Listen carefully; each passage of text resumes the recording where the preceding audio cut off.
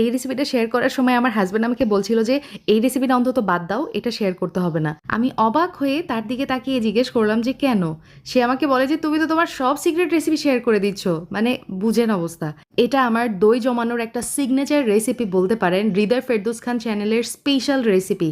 এক কথায় ঈদের আগে শুধুমাত্র আমার ভিউয়ার্সের জন্য এই রেসিপিটা শেয়ার করতে যাচ্ছি। আর এই রেসিপিতে দেখেন দইটা কি পরিমাণ জমাট বেঁধে গেছে আর একটা ফোঁটা পানি কাটেনি।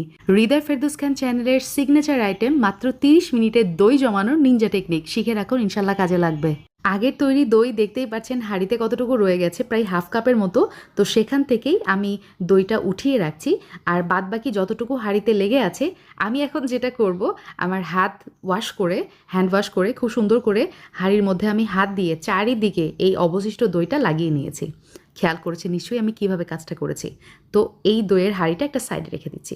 এখন চুলাতে আমি নিয়েছি হচ্ছে 1 লিটার পরিমাণ দুধ। এখন দুধটা খুব সুন্দর করে জাল করে নিব।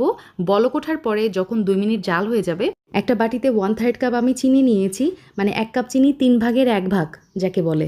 তার সাথে নিয়েছি 1/4 কাপ গুঁড়া দুধ। এখন চিনি আর গুঁড়া দুধ খুব ভালো মতো আমি মিক্স করে নিব। তারপর এই মিশ্রণটা আমি দুধের মধ্যে দিয়ে দিচ্ছি। এভাবে করলে যেটা হয়, চিনির এক্সট্রা পানি ছাড়ে না, পাশাপাশি গরম দুধের মধ্যে গুঁড়া দুধ দিলে যে একটু লাম্পস পেকে থাকে বা দলা দলা হয়ে থাকে সেটাও কিন্তু আর হবে না। এভাবে আমি প্রায় 5 মিনিটের মতো জাল করে নিয়েছি। তো হয়ে গেছে দেখতে পাচ্ছেন। চুলার জাল অফ করে দুধ যখন হালকা কুসুম গরম অবস্থায় আসছে, এই পর্যায়ে আমি 1 চা চামচ এখানে ঘি ব্যবহার করছি। এই ঘিটা ব্যবহার করার ফলে হোটেলের দইয়ের মতোই কিন্তু টেস্টটা আসবে।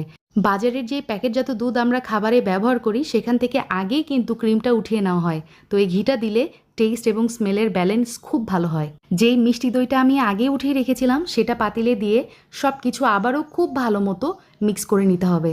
দেখতেই পাচ্ছেন আমি কাজটা কিভাবে করছি।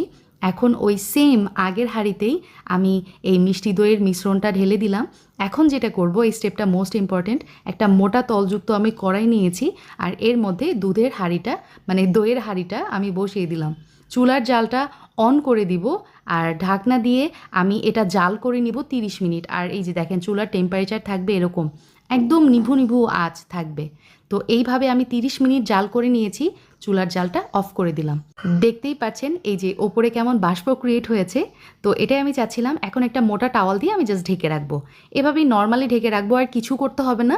যখন এই পাতিলটা কমপ্লিটলি ঠান্ডা হয়ে যাবে, তো এই যে দেখতে পাচ্ছেন হাত দিয়ে আমি ধরে দেখছি একদমই ঠান্ডা হয়ে গেছে। তো এই পর্যায়ে আমি আপনাদেরকে এই দইটা খুলে দেখাচ্ছি যে দেখেন কি সুন্দর একদম পারফেক্টলি জমে গেছে আমার দই, মাশাল্লাহ। আর এই পাতিলটা ঠান্ডা হতে প্রায় 6 ঘন্টার মতো সময় লেগেছে। তো আলহামদুলিল্লাহ আমার মিষ্টি দই একদম রেডি। আমি ফ্রিজে রেখেছিলাম প্রায় 2 ঘন্টা। তো এখন আপনাদেরকে কেটে দেখাচ্ছি যেটা কি পরিমাণ জমাট বেঁধেছে। আর হোটেলের কেনা দইয়ের থেকেও আমার বাসায় তৈরি দই 100% বেস্ট হয়। বাসায় একবার ট্রাই করে দেখতে পারেন। এটা টেস্ট, এটা লুকস, এটার স্মেল, সব কিছু একদম class of one. Last time আমি ঢাকায় কবে দই কিনেছি আমার সত্যিই সেটা খেয়াল নেই, তবে বগুড়ায় গেলে এটা অবশ্য ব্যতিক্রম হয়ে যায়। পারলে প্রতিবেলায় দই কিনে খাই, এরকম অবস্থা।